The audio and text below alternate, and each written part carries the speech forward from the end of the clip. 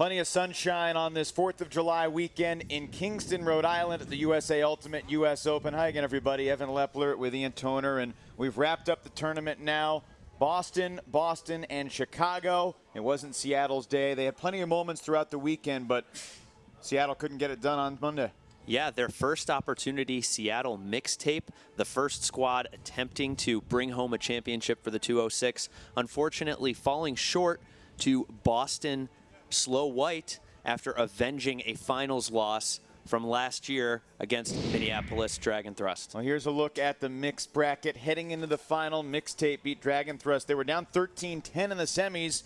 Mixtape gets to the finals again, but they have run into trouble in the championship game. And Slow White really got up to a good start. Ended up taking half 8-5, and they led wire to wire. Story of the game for Slow White. Great dominant play of their women, and also the dominant play of Tanner Johnson, the young phenom, just 1 year under his belt on Ironside and UMass, going to be competing in Poland at the Under-20 World Championships later this summer. He was a nightmare to deal with, and again, we see another shot from Zalk into the end zone. It was that kind of day for Seattle Mixtape. Some miscues in the short field, ultimately proving to be their undoing. I think Seattle Mixtape will leave this game knowing that they didn't play their best, and they certainly can compete with Slow White in the future, but a tremendous performance from Johnson. You know, if things had gone differently in college nationals, maybe the United States as a country would have gotten to see him a little bit more at college nationals, because as a freshman, he was a dominant cutter on the O-line. But with Slow White today, Davis Whitehead catching the game's winning goal as Slow White wins its first U.S. Open title. Yeah, UMass not living up to expectations, perhaps taking away the opportunity for Johnson to shine, but making the most of this opportunity with Boston Slow White. A definitive victory over Seattle Mixtape, cementing themselves near the top of the mixed division conversation as the Triple Crown Tour proceeds through the rest of the season. Congrats to Slow White and Marshall Goff, whose birthday is tomorrow. He's the head coach of Slow White. In the women's division, a rematch of last year's national title game in Frisco. Brute Squad and Riot. And in a lot of the same themes from last year were present today, with Brute Squad taking care of the disc a little bit better than Seattle Riot over the course of the game. Yeah, Brute Squad's depth and decision-making ultimately proving to be the difference against Riot. Their cutters doing a great job to make space for each other, and their throwers taking smart looks to the break side when they were there.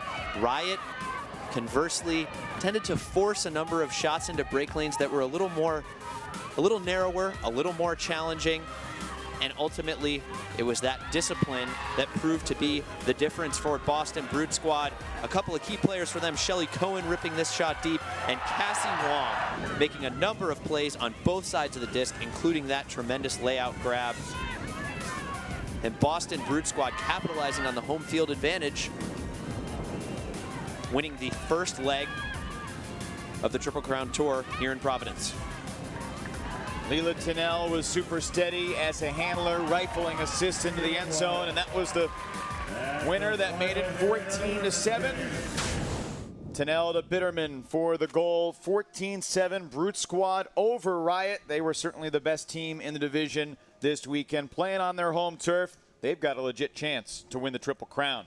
In the men's division, it could be a Boston three-peat because Ironside, as you can see, was knocked off yesterday in a surprising comeback by Machine. Sockeye in a classic beat Revolver by 1. So Seattle and Chicago.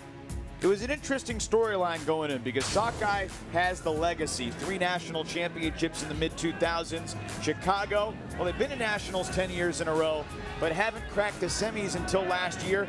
It looks like from this weekend that they're in the elite conversation to stay. They're definitely doing a good job of cultivating local talent, using the tools they have to build a program of success in the Chicago men's scene. And the other interesting thing that was instrumental in Chicago's success this weekend, speaking with star player Goose Helton just after the tournament victory, there were no expectations for this team coming into the weekend. A smaller roster, an early season tournament, but a lot of chemistry emerged amidst the challenges. And a number of players, including Travis Carpenter there, making the most of the opportunities given to them. Yeah, this Chicago D-line, yesterday it was Von Allen Gilon making play after play. Today, Andrew Sheehan, Travis Carpenter, and the Chicago offensive line, Pablo Giannis, looked like he's been playing with guys for a very long time. Giannis, a very versatile player, coming into his own, demonstrating maturity beyond his first year on the team. So Chicago Machine wins the U.S. Open for the first time. They have won the first leg of the 2016 Triple Crown Tour. Pro Flight finale in a couple months, and just a few months away from Nationals in Rockford, Illinois. For Ian Toner and our entire crew, Evan Lepler, thanking you for being with us here in Rhode Island. That wraps it up for the U.S. Open 2016.